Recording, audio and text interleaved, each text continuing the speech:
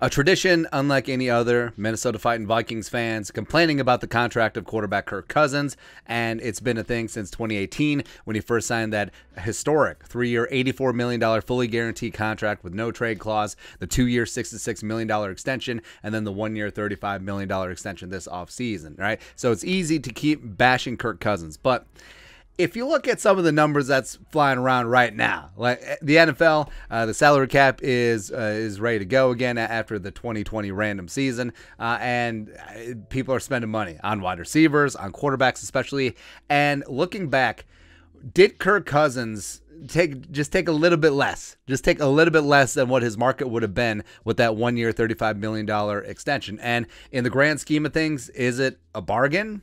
It could be. So this all started off with on Wednesday, Derek Carr and the Raiders announced that he signed a 3-year, $121.5 million contract extension. Full details of the guarantees aren't out yet. I'm sure it's a hefty guarantee. Also has a no trade clause. Yeah, Derek Carr has a no trade clause. Homeboy is probably the 4th best quarterback in his division, and he's getting $40.5 million per season, which is just okay. Okay. After they acquired Devontae Adams and then paid Devontae, so that's amazing. But looking at the quarterback contracts by average right meow, you got Aaron Rodgers up at the top. Great. Deshaun Watson clocking in $46 million per season, fully guaranteed, by the way, from the Browns. Mahomes deal, that whole 10-year, almost $500 million deal is starting to look like value at this point. Josh Allen is making 43. Derek Carr clocks in at 5 now with $40.5 million. You have Dak and Matthew Stafford, who Stafford just got a new deal in at $40 million per year. And then you got Russell Wilson, take a little bit less, $35 million from the Broncos. And also, this doesn't even include Kyler Murray, who right now is still on his rookie deal. He's averaging $8.9 million per year, 21st highest paid quarterback in the league. He's probably going to get his very soon. Probably going to be north of $40 million as well. I wouldn't be shocked, given Kyler's age, that he would be ahead of Derek Carr. So maybe he gets 41, 42 million per season. And then you have Kirk. So Kirk is tied with Russell Wilson for 8th highest paid quarterback in the NFL right now. After Kyler gets paid, it will be 9th. So I mean, Kirk in the league is 9th or 10th highest paid quarterback in the league by average, which ain't bad. Also, look who he's slightly ahead of. Jared Goff of the Lions, of course. I mean, Mike Zimmer's defense made him look like an MVP last year in Detroit. Whatever. Carson Wentz, the walking ecological disaster with Indianapolis, now with the Commanders. Yeah, that's going to go over well. Fantastic. The corpse of Matt Ryan pulling in 30. Ryan Tannehill killing his team's hopes in the playoffs, 29.5. Jimmy G, $27.5 million. Formerly Derek Carr. How is Derek Carr on here twice? That's why I want to know. He's double dipping. He's double dipping the chip. But yeah, Carr's old contract, he was making $25 million per year. Tom Brady, who is an anomaly. Stop comparing things to Tom Brady, even though $25 million per year. Also, so listening to Florio's new book, Playmakers, highly recommend it. Go listen to it. And one of the reasons why Brady took less in New England, it wasn't so much he had all the money in the world, as well as his wife was bringing in, $30-40 million a year as one of the best models in the world. But also, he didn't want Belichick to look at his contract and be like, yeah, sure, we get rid of him. So that's why Brady was always hovering around like the 15th highest paid quarterback in the league. Because part of it, because it wasn't under financial pressure. I wanted to keep the team together. But also, it was so weird because he didn't want to be cut by Belichick. Because Belichick, he's cold as ice. That's kind of funny. Jameis is in at 14. Yeah, so it's a big drop off between 16 and 17.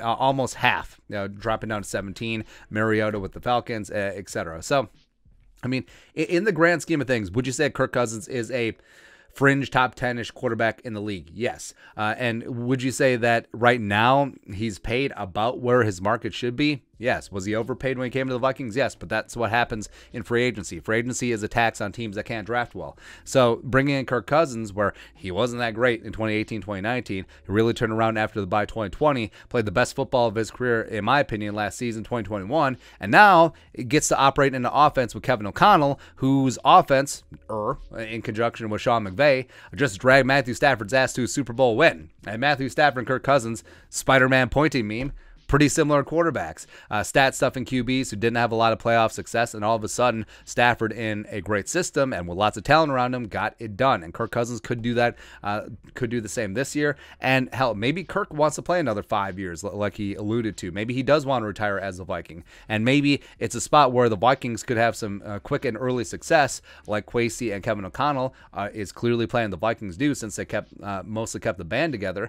And Cousins, all of a sudden next year, $35 million bucks. That's a hell of a deal. That's a hell of a bargain. So I actually do think that Cousins, to a degree, left a little bit on the table. Him and his agent Mike McCartney, financial gangsters, getting every single penny that they can, and respect, more power to him. Played on the franchise tag twice in Washington, played that game, got paid with the Vikings 3 times now.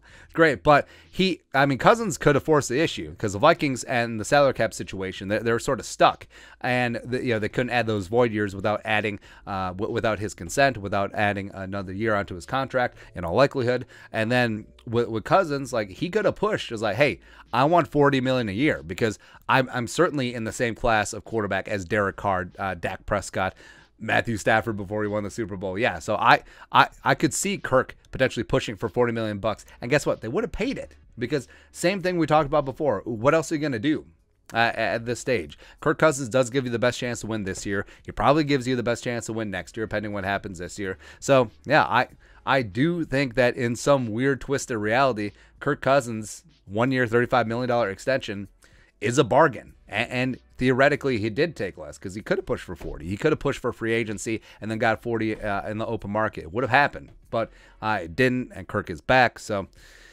yeah, and it's good that we're saving a couple $1 million bucks, because we have to pay Justin Jefferson coming up soon. He's going to get all the money after he wins the Triple Crown. It's fantastic. Money well spent. But your thoughts are thoughts. Is Kirk Cousins' contract actually a bargain? Question mark. An investigation. Let us know your thoughts on our thoughts in the comment section below. Subscribe for daily Vikings takes. Want to support the work? Put a little something in the Venmo. But until next time, Skull Production Value.